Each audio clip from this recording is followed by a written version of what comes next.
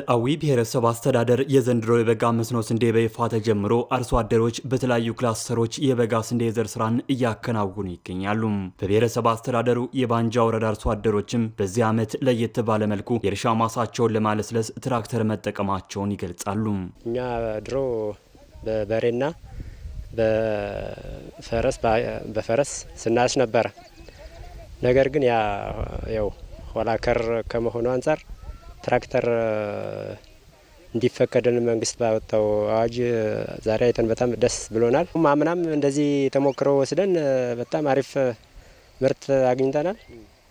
ዘንድሮም በዚህ ቀጥለን በቃ እንግዲህ የተሻለ ውጤት እናመጣለን የሚል ግምት አለ። ሳምንት እንኳን እርሻ በበሬ ታርሶ የማያውቅ መሬት በ30 ደቂቃ ባልሞላው ጊዜ ውስጥ ያው አይናችን እያየ ነው። እንግዲህ ይሄ ቴክኖሎጂ ቢቀጥል ደህና ነው። ስንዴን ከመኸር ወቅት ባለፈ በበጋ ወቅትም ጭምር ለማምረት እንደ ሀገር ሰፊ ትኩረት ከተሰጠው ወዲህ እኛም የስንዴ ልማት ሽፋናችንና ምርታማነታችን ከዓመት ዓመት እያደገ መጥቷል የሚሉት አርሶ አደሮች አሁን ላይ ደግሞ በእርሻ ማሳችን ትራክተር እየቀረበልን በመሆኑ በስፋት ወደ ልማት ለመግባት ተነሳሽነትን ፈጥሮልናል ሲሉም ተናግረዋል። ትራክተር ከመጣ አሁን ያቀድነው እንዴት አድርገን ቁብ ጥለንስ ይሆን እንዴት አድርገን ትራክተሩን ለማስገባት እንዴት እናርግ እየተባባልን ነው። አሁን ካየን በኋላ የወረዳው ግብርና ጽሕፈት ቤት ኃላፊ አቶ ወርቅነህ ዳኛው ሀገራችን ስንዴን በስፋት በማምረት ከተረጅነት ለመላቀቅ ትኩረት ከሰጠች ወዲህ ግን በአካባቢው ስንዴን በስፋት የማምረት ስራው ውጤት እያመጣ መሆኑን ተናግረዋል። በ800 ሄክታር የተጀመረው የስንዴ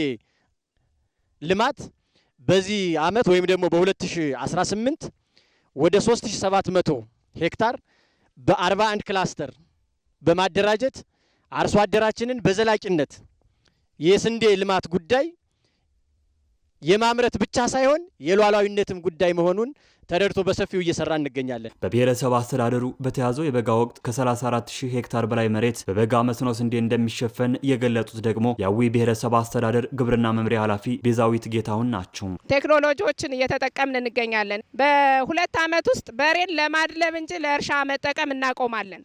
ከትንንሽ የቴክኖሎጂዎች እስከ ትልቁ ኮምባይነር ሃርቨስተር ድረስ ስለምንሄድ አርሶ አደራችን ያለውን መሬት በዘፈቀደ ከማልማት ወጥቶ በእቅድ ተመርቶ ኢኮኖሚካል ተጠቃሚ ሆኖ ለራሱ ከምግብ ፍጆታ ያለፈ 75% የሚሆነውን ለገበያ ማቅረብ አለበት። የአዊ ብሔረሰብ አስተዳደር ምክትል አስተዳዳሪ አቶ አይተነው ታዴ በበኩላቸው ዞኑ ሰፊ የሆነ የልማት ጸጋዎች ባለቤት መሆኑን ገልጸው እነዚህን ጸጋዎች በቴክኖሎጂ በማስደገፍና በማልማት የምግብ ሉዓላዊነትን ለማረጋገጥ መስራት ይገባል ነው ያሉት። እንደ አዊ ብሔረሰብ አስተዳደር 100 ትራክተሮችን በዚህ ዓመት ለማስገባትና ለአርሶ አደሮቻችን ለማቅረብ በእቅድ ተይዞ እየተሰራ ነው።